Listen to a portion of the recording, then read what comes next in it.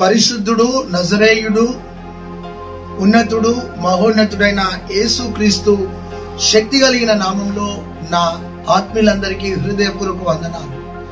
ప్రతిరోజు కొద్ది నిమిషాలు శక్తి కలిగిన దేవుని వాక్యం మీకు అందించడానికి ప్రభువు ఈ దీనునికి ఇచ్చిన కృపను బట్టి దేవునికి స్తోత్రం. తన అపారమైన కృప ద్వారా ఉచితముగా నీతిమంతులుగా ఎంచబడి తన రక్తము చేత శుద్ధి చేసి తన ఆత్మ చేత నింపి వాక్యం చేత నడిపిస్తున్న తండ్రి, కుమార, పరిశుద్ధాత్మని నామములో మీకు ఈ వాక్యాన్ని అందిస్తున్నాను. నా ఆత్మీయులారా, ఈరోజు మన దైవ సందేశం సారెపతులో సమృద్ధి. ఆత్మీయులారా, ఈ అంశం ద్వారా దేవునితో మాట్లాడుతున్నాడు. సారెపతులో సమృద్ధి. సారెపతు అన్న మాటకు కంసాలి అగ్ని, శ్రమల కొలిమి, కన్నీటి కొలిమి. ఆత్మీయులారా, సారెపత్ అనే గ్రామంలో భయంకరమైన పరిస్థితులు ఉన్నాయి. కరువు కోరల్లో ఆ ప్రాంతం ఉంది. కన్నీటి శోకంలో ఆ ప్రాంతం ఉంది. ఆ ప్రాంత ప్రజలు బహు భయంకరమైన పరిస్థితులలో ఉన్నారు. చాలా కరువు ఆ ప్రాంతాన్ని కాటేసి ఆ కరువు కోరల్లో ప్రజలు చాలా మంది నిరాశ్రయులైనారు. అయితే నా ప్రభువు, నా తండ్రి అయిన దేవుడైన యెహోవా ఏలియాతో అన్నాడు, మొదటి రాజుల గ్రంథం 17వ అధ్యాయంలో, నువ్వు సారెపత్ అనే పట్టణానికి వెళ్ళు. ఆ సారెపతులో నీ ద్వారా నేను ఒక కార్యం జరిగించబోతున్నాను. ఏలియా ప్రవక్తతో దేవుడు చెప్పినట్టుగా ఏలియా ప్రవక్త సారెపత్ అనే ప్రాంతానికి వెళ్ళినాడు. కంసాలి అగ్ని అనే అర్థం, పుటమి వేయబడుట అనే అర్థం, శ్రమల కొలిమి అనే అర్థం. నీవు శ్రమల కొలిమిలో ఉన్నా దేవుడు నీకు తోడై ఉంటాను అని వాగ్దానం చేస్తాడు. నువ్వు అగ్నిలో నడిచిన జ్వాలలు నిన్ను కాల్చ జ్వాలవు అని వాగ్దానం చేశాడు. ఈ భయంకరమైన ఈ సారెపత్ అనే ప్రాంతానికి ఏలియా ప్రవక్త దేవుడైన యెహోవా మాట సెలవీయగా ఆ మాట ద్వారా ప్రాంతానికి వెళ్ళినాడు. నా ఆత్మీయ సహోదరి, సహోదరుడా, ఈ సారెపతుకు ఎందుకు వెళ్ళినాడు? ఈ సారెపతులో ఏమి జరిగింది మనం ధ్యానించుదాం. ఈ రోజు మన అంశం సారెపతులో సమృద్ధి. ఈ కరువును సమృద్ధిగా మార్చడానికి, కన్నీళ్లను నాట్యముగా మార్చడానికి, మారాను మధురముగా మార్చడానికి, దుఃఖాన్ని సంతోషముగా మార్చడానికి, శ్రామమును దేవునికి స్తోత్రం సమృద్ధిగా చేయడానికి ఏలియా ప్రవక్తను దేవుడు సారెపతుకు పంపినాడు. ప్రభువు కొన్నిసార్లు సేవకులను ఒక ప్రాంతానికి ఎందుకు పంపిస్తాడు అంటే, ఆ ప్రాంతంలో ఉన్న ప్రజలకు విడుదల కోసం పంపిస్తాడు. ఆ ప్రాంతంలో ఉన్న శాపాన్ని దీవెనగా మార్చడానికి పంపిస్తాడు. ఆ ప్రాంతంలో ఉన్న కరువును తొలగించడానికి, ఆ ప్రాంతంలో ఉన్న ప్రజలను విడిపించడానికి ప్రభువు సేవకులను పంపిస్తాడు.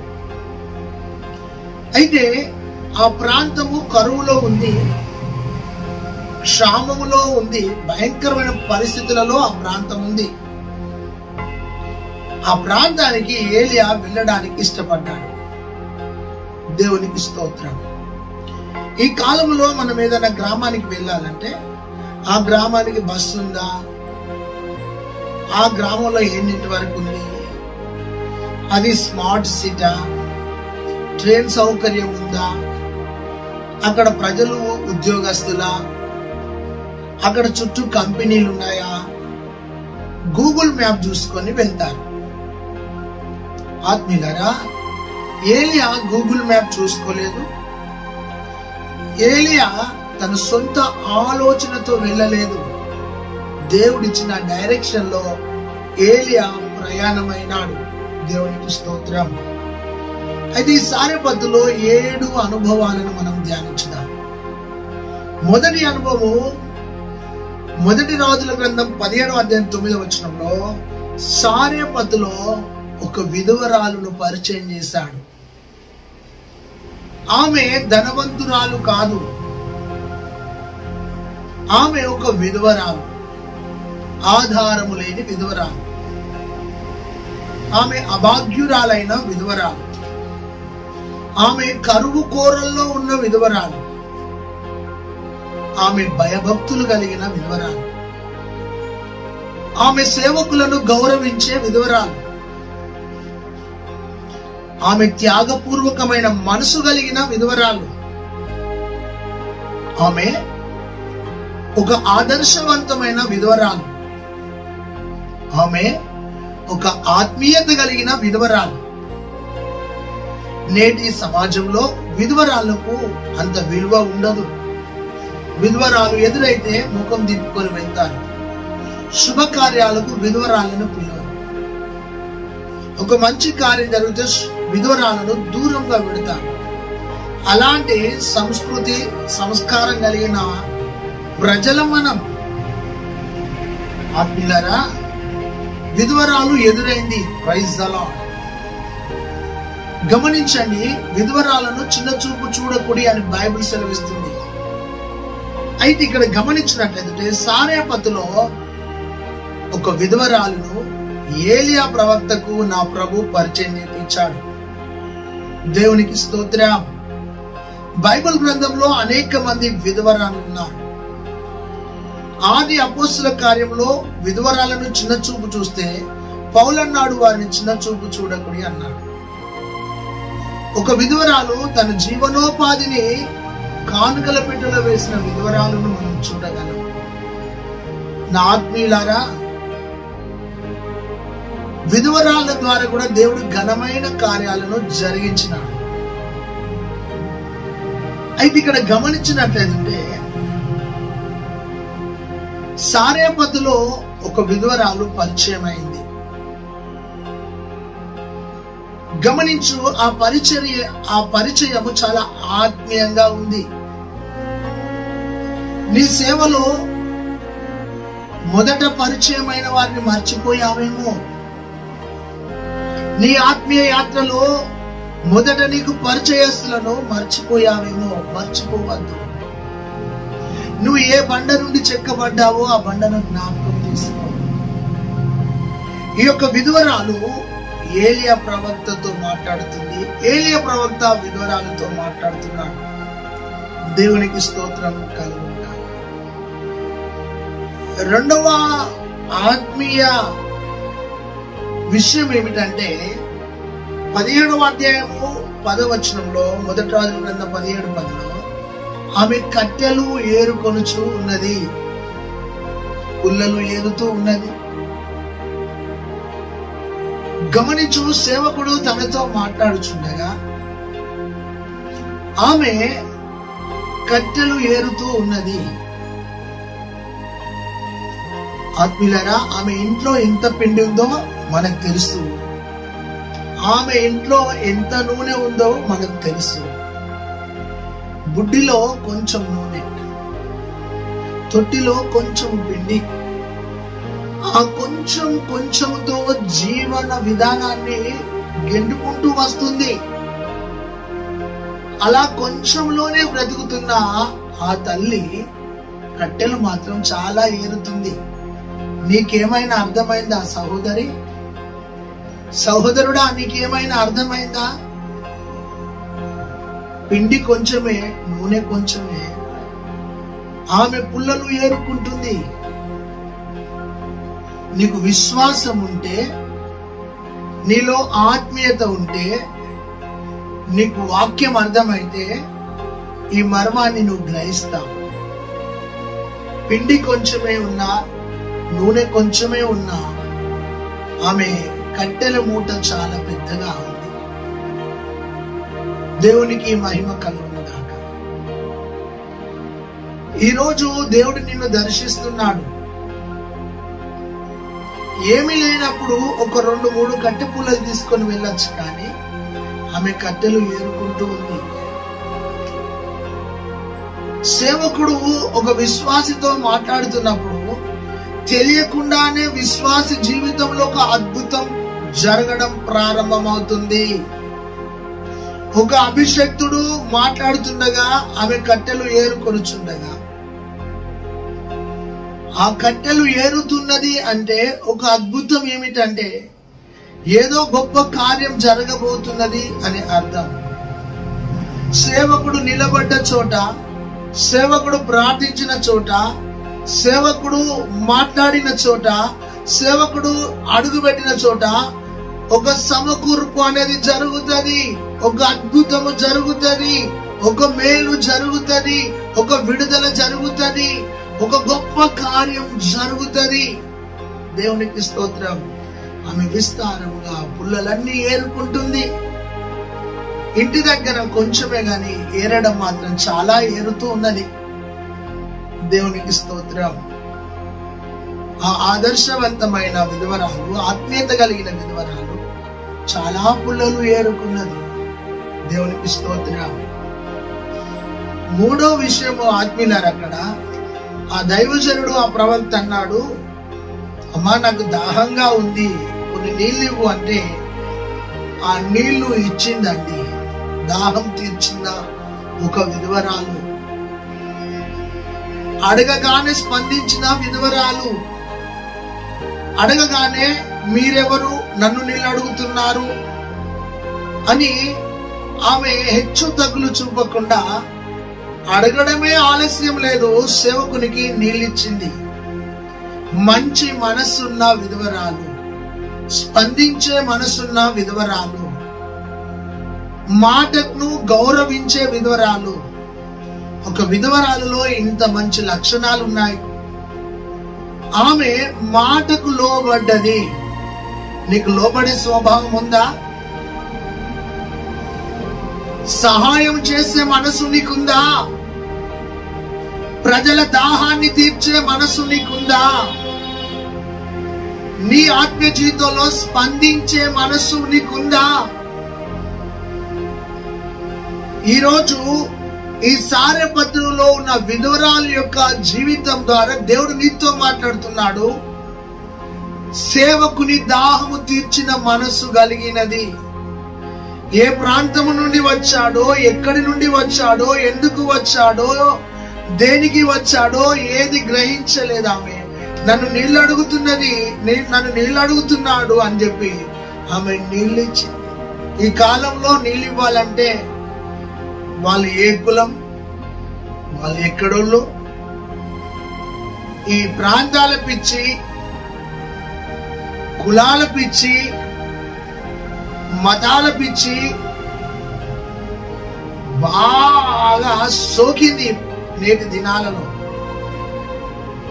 నిన్నటి దినాన ఒక సహోదరుడు మాట్లాడుతూ ఒక చోట పని చేశాడంట.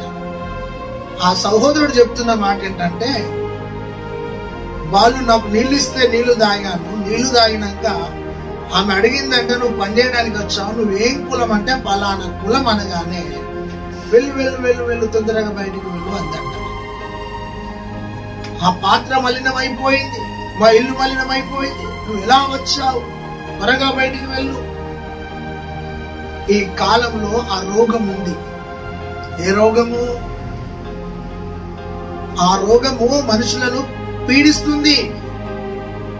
ఆమె నీళ్ళు అడగగానే నీది ఏ ఊరు అని అడగలే, నీదే ప్రాంతము అని అడగలే, నీదే కులము అని అడగలే, నీదే మతము అని అడగలే. మానవత్వం కలిగిన విధవరాలు, మంచి మనసు కలిగిన విధవరాలు, స్పందించే హృదయం కలిగిన విధవరాలు, నా ఆత్మీయులారా దాహము తీర్చిన విధవరాలు. దేవునికి స్తోత్రం కలుగును గాక. అంతేకాదు ఆ దైవజనుడు తనతో మాట్లాడుతున్నప్పుడు మొదటి రాజుల గ్రంథం 17వ అధ్యాయము 12వ వచనంలో యథార్థ స్థితిని ఒప్పుకున్న విధవరాలు. యథార్థ స్థితి ఏమిటి? అయ్యా నువ్వు నన్ను అప్పం అడిగావు గాని నా కుటుంబ స్థితి నీకు చెప్తాను విను. నాకొక కుమారుడున్నాడు,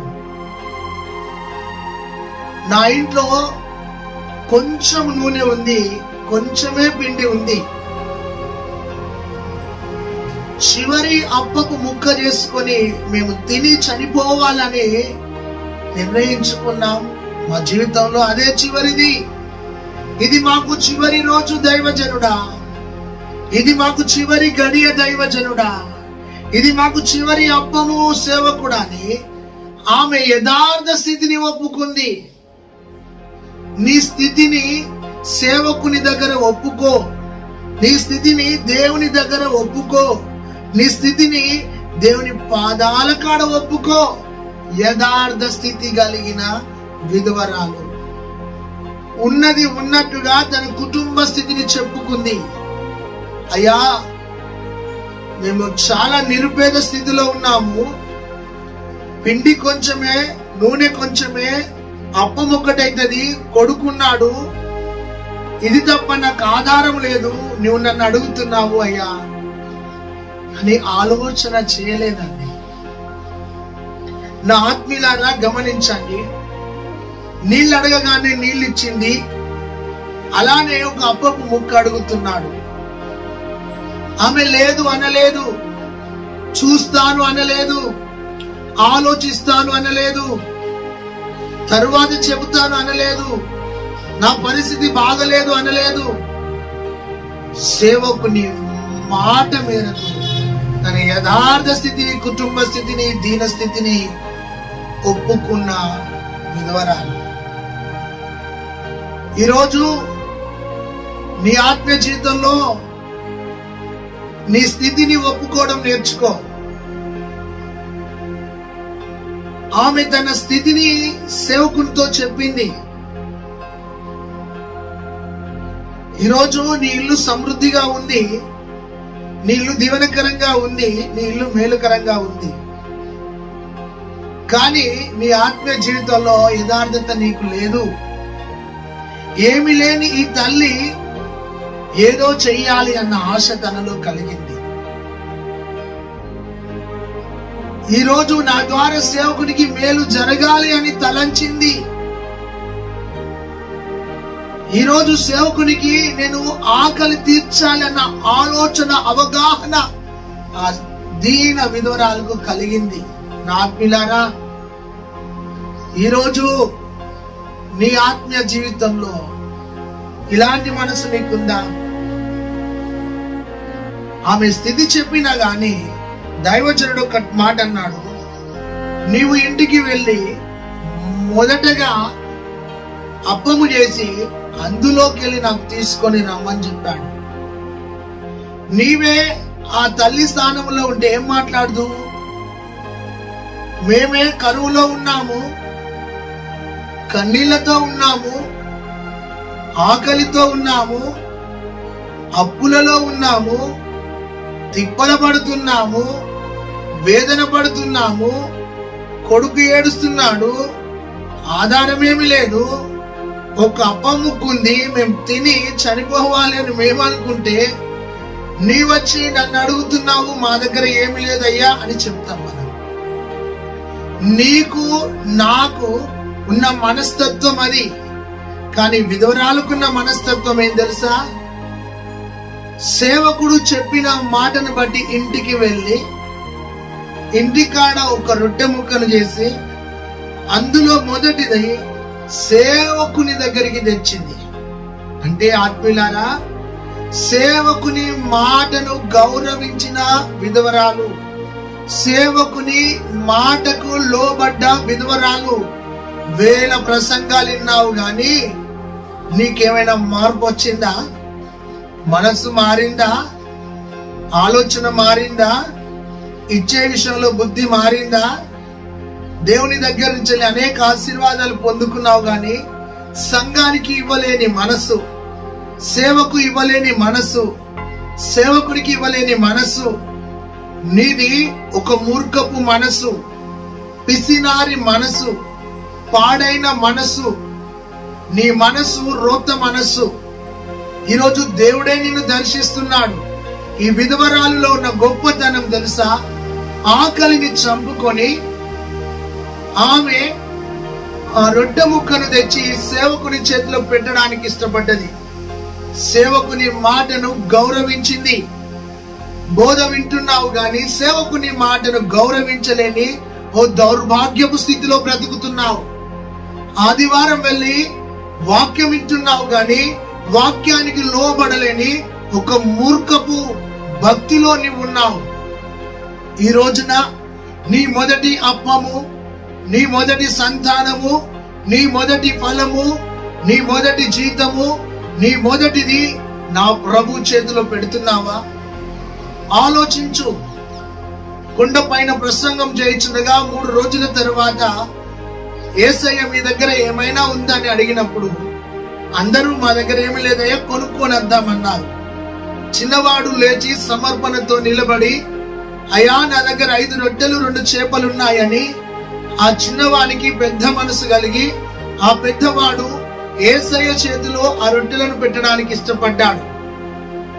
ఈరోజు ఈ వాక్యం వింటున్న నీ బ్రతుకులో మార్పు జరగాలని, నీ మనసులో మార్పు కలగాలని, నీ జీవితంలో రూపాంతరం జరగాలని నా ప్రభు నీతో మాట్లాడుతున్నాడు. సమర్పించే మనసు నీకుందా? అర్పించే మనసు నీకుందా? దేవుడు నిన్ను దీవించిన కొద్దీ దేవునికి ఇవ్వాలన్న హృదయం నీకుందా? ప్రభువే నీతో మాట్లాడుతున్నాడు. ఈ రోజున ఈ విధవరాలు యొక్క ఆత్మీయతను ఒక్కసారి నువ్వు తొంగి చూస్తే, నీవు నేను ముఖము దింపుకొని సిగ్గుమాలిన ముఖముతో మనము ఈ వాక్యాన్ని ధ్యానించినప్పుడు, మన బ్రతుకు ఎందుకు? ఈ విధవరాలుకున్న విశ్వాసం మనకు లేదు, ఈ విధవరాలుకున్న మనసు మనకు లేదు, ఈ విధవరాలుకున్న పట్టుదల మనకు లేదు. మనదొక బ్రతుకేనా? మనదొక విశ్వాసమేనా? ఇంత సంపాదించుకుంటున్నాం గాని సేవకునికి, సేవకు, సహవాసానికి, సువార్తకు ఖర్చు పెట్టలేని ఈ బ్రతుకేనా అని నీకు నాకు అనిపిస్తుంది కదా. ఒకవేళ ఈ విధవరాలు ఆ మహిమగల పట్టణంలో మనకు పరిచయం అయితే, సిగ్గుమాలిన ముఖంతో మనము ఆ సహోదరుని కలుసుకుంటే, నీవే కదా కరువు కూరల్లో రొట్టె ముక్కను తెచ్చి భక్తునికి ఇచ్చావు. ఆలోచించు సహోదరి, సహోదరుడా, నువ్వేమిస్తున్నావు దేవునికి? నీ ద్వారా ఏమి జరుగుతుంది సేవ? సంఘం నీ ద్వారా ఎంత అభివృద్ధి చెందుతుంది? సంఘంలో నీ స్థానం ఎక్కడా? సంఘంలో నీ యొక్క స్టేజి, నీ స్థితి ఎక్కడా అని ప్రభు అడుగుతున్నాడు. గమనించు. తొలి పరిచయంలో ఆమె సమర్పణ కలిగిన విధవరాలుగా, సేవకుని మాటకు లోబడ్డ విధవరాలుగా, సేవకుని గౌరవించిన విధవరాలుగా, సేవకునికి అప్ప ముక్కను తీసుకొచ్చి ఇచ్చిన ఒక విధవరాలను మనం చూస్తున్నాం. కడుపు నిండా నీకున్న, కాలుతున్న వారికి కొంచెం అన్నం పెట్టని బ్రతుకునేది బ్రతికేనా? 3 పూటలు సమృద్ధిగా తింటున్నావు. నీ ఇంటి ముందడికి ఒక భిక్షగాడొస్తే వెళ్ళిపో అంటున్నావు. నీది మనసేనా? ఒక్కసారి ఆలోచించు. ప్రభువే నిన్ను దర్శిస్తున్నాడు. దేవునికి మహిమ కలుగును గాక. ఒకరోజు క్రిస్మస్ దినాలలో మేము అనేకులకు రైల్వే స్టేషన్ లో బ్లాంకెట్స్ అందరికి ఇస్తుండగా, ఒక ఆయన చాలా ధనవంతుడు మూల కూర్చున్నాడు. తన మెడలో గోల్డ్ చైన్ ఉంది, చేతికి బ్రాస్లెట్ ఉంది, వేళ్ళకు చక్కగా ఉంగురాలు ఉన్నాయి, చక్కటి అద్భుతంగా షూ వేసుకున్నాడు. ఒక మూల కూర్చున్నాడు, చాలా ఉందాతనంతో ఉన్నాడు. ట్రైన్ మిస్ అయి అక్కడ స్టేషన్ లో కూర్చున్నాడు. అందరికి బ్లాంకెట్ ఇస్తూ అతని దగ్గరికి వెళ్ళి, చాలా ధనవంతుడే కానీ క్రీస్తు ప్రేమను బట్టి ట్రైన్ మిస్ అయింది, అతనికి మేము ఒక బ్లాంకెట్ ఇచ్చి చక్కటి భోజనం చేతిలో పెట్టినప్పుడు, వాటర్ బాటిల్ ఇచ్చినప్పుడు ఆ ధనవంతుడు ఏమన్నాడు తెలుసా? నిజంగా మీలో దేవుడు ఉన్నాడు అని చెప్పాడు. ఆకలి అవుతుంది, అక్కడ అన్నం లేదు. చలి పెడుతుంది, ఆయనకు బ్లాంకెట్ లేదు. దాహంగా ఉన్నాడు, అక్కడ నీళ్లు లేవు. ధనవంతుడే. అలాంటి పరిస్థితుల మధ్యలో అతనికి ఇవ్వగా అతడు ఏమన్నంటే, యేసు ప్రభువే ఇక్కడికి మిమ్మల్ని పంపిండు అని చెప్పాడు. ఒక అన్యునికి తెలిసింది. ఆత్మీయులారా, ఈ రోజు నీ ఆత్మీయ జీవితాన్ని తొంగి చూసుకో. దేవుని పేరిట ఏమైనా ఖర్చు పెడుతున్నావా? దేవుని సేవకి ఏమైనా ఖర్చు పెడుతున్నావా? దేవుని సేవకి ఏమైనా ఇస్తున్నావా? ఆలోచించు. ప్రభు నిన్ను దర్శిస్తున్న సమయం. ఆమె వచ్చి రొట్టె ముక్కను సేవకుడి చేతిలో పెట్టింది. దేవునికి మహిమ కలుగును గాక. ఆ రొట్టె ముక్కను తీసుకొని వస్తున్నప్పుడు తన కొడుకు ఒకవేళ అడిగి ఉండవచ్చు, అమ్మా ఈ రొట్టె ముక్కను ఎక్కడ తీసుకొని వెళ్తున్నావు, ఎవరికి తీసుకొని వెళ్తున్నావు అడిగితే ఆ తల్లి ఏమి చెప్పి ఉండొచ్చు? ఒక భక్తుడు నన్ను అడిగాడు, ఒక బోధకుడు నన్ను అడిగాడు, అతడు సారేపత్ అనే ప్రాంతంలో మన ప్రాంతానికి వచ్చాడు, అతనికి ఆకలి అవుతుందంట, నీళ్ళు అడిగితే నీళ్ళు ఇచ్చాను, రొట్టె ముక్క అడిగాడు, నోరు తెరిచి అతనికి ఇస్తున్నాను అని ఆ తల్లి చెప్పి ఉండవచ్చు. ఒకవేళ నీ ఇంట్లోకే చెప్తే నీ ఇంట్లో ఏమంటారు తెలుసా? లే ఎందుకు ఇస్తావులే, ఆపు, నువ్వు ఇస్తేనే ఆకలి తిరుగుతుంది, ఆపు, నువ్వు ఇస్తేనే సేవ జరుగుతుందా, నీకంటే బాగా మంది ఉన్నారులే ఇస్తారులే అని.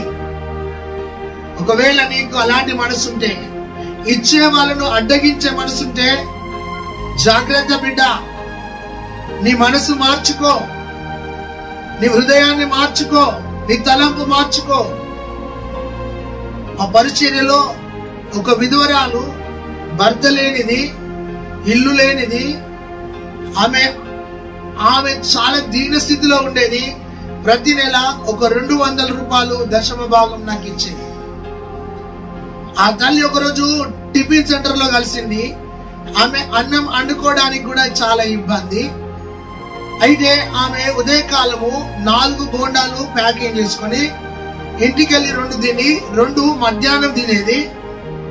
అంతేకాదు సాయంత్రం వేళ ఒక ఆర్ఫన్ లో పడుకోవడానికి వచ్చి అక్కడ అన్నం తిని పడుకునేది. ఆమె రోజు జరిగే ఆమె జీవన విధానం అది. ఒకరోజు ఆమె టిఫిన్ సెంటర్ లో కనపడ్డప్పుడు ఆమె దగ్గర 10 రూపాయలు తక్కువ ఉంది టిఫిన్ కి. అయితే ఆమె ఆ హోటల్ అయినా అడుగుతుంది, అయ్యా నా దగ్గర లేవు, నేను ఉన్నప్పుడు ఇస్తా, ఇవ్వమని.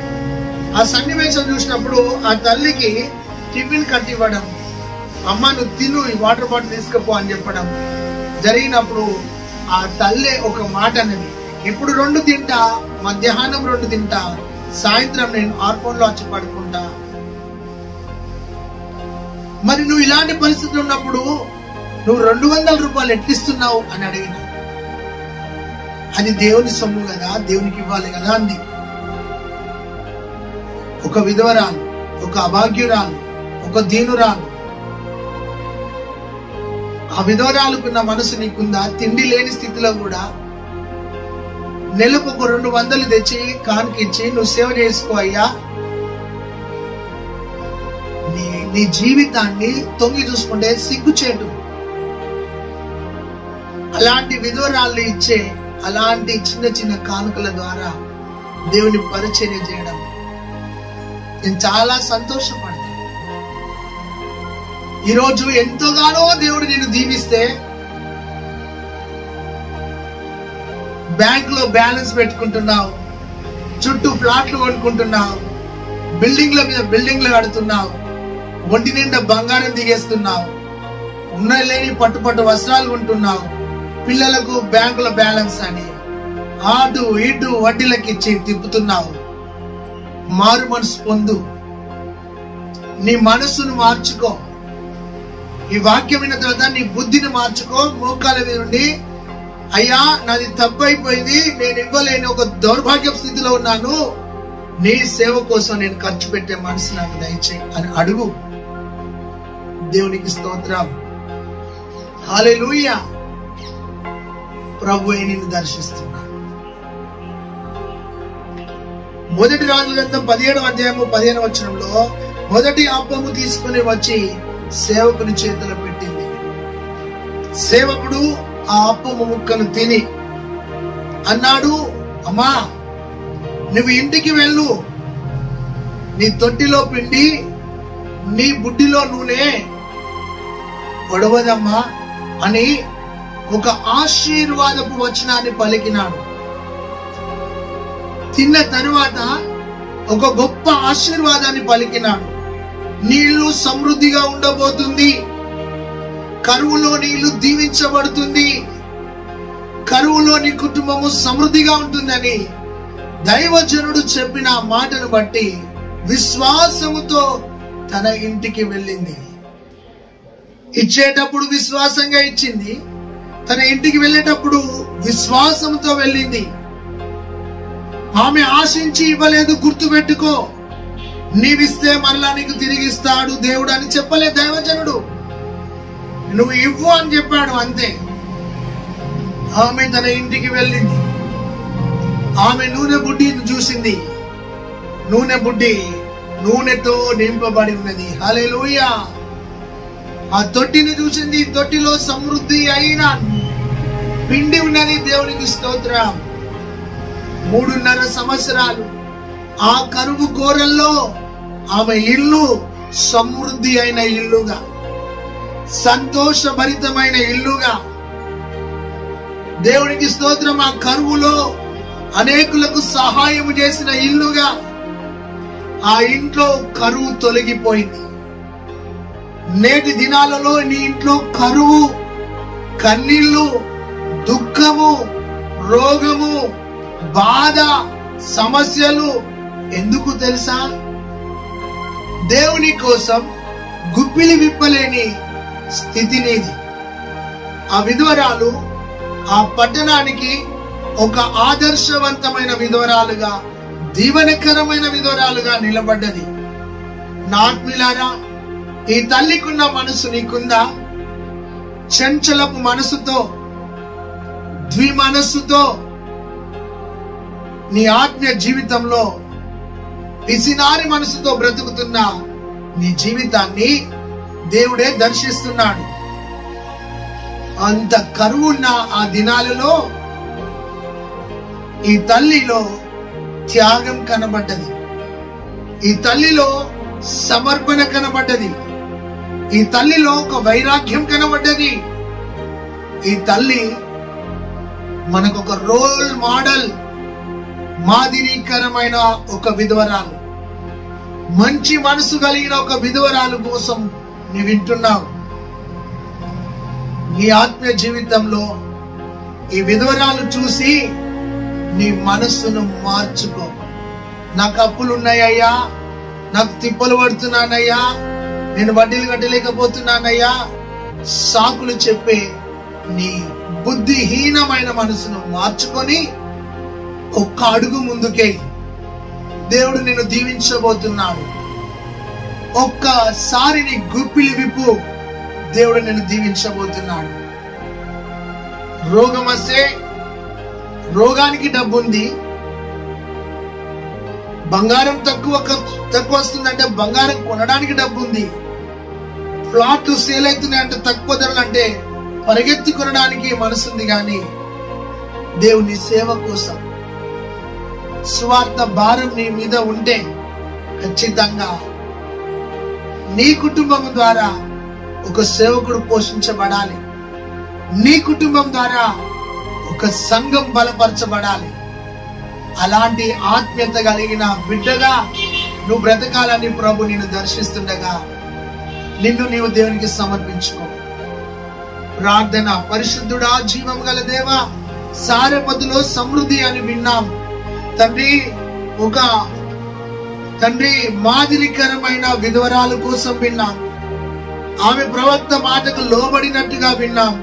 ప్రవక్త దాహాన్ని తీర్చిందని విన్నాం. ప్రవక్తకు అప్పపు ముక్క తెచ్చిందని విన్నాం. ఆ యొక్క గృహములో దీవెనను అనుభవించిందని విన్నాం. తండ్రి, అలాంటి మంచి మనసు, యోగ్యమైన మనసు మాకును దయచేసి మమ్ములను నాయన రూపాంతరపరిచి నీ నామమై మార్గమై సాక్షులుగా వాడుకోమని యేసు నామంలో ప్రార్థించి పొంది ఉన్నాం తండ్రి. ఆమేన్. God bless you. Praise the Lord. దేవుడు నిన్ను, నీ కుటుంబాన్ని దీవించును గాక. ఆమేన్. ఈ వాక్యం నచ్చితే ఇతరులకు షేర్ చేయండి, ఒక చక్కటి కామెంట్ పెట్టండి. మరి ముఖ్యంగా ఈ వాక్యానికి లోబడి బ్రతుకు. దేవుడు నిన్ను ఆశీర్వదించబోతున్నాడు. ఆమేన్.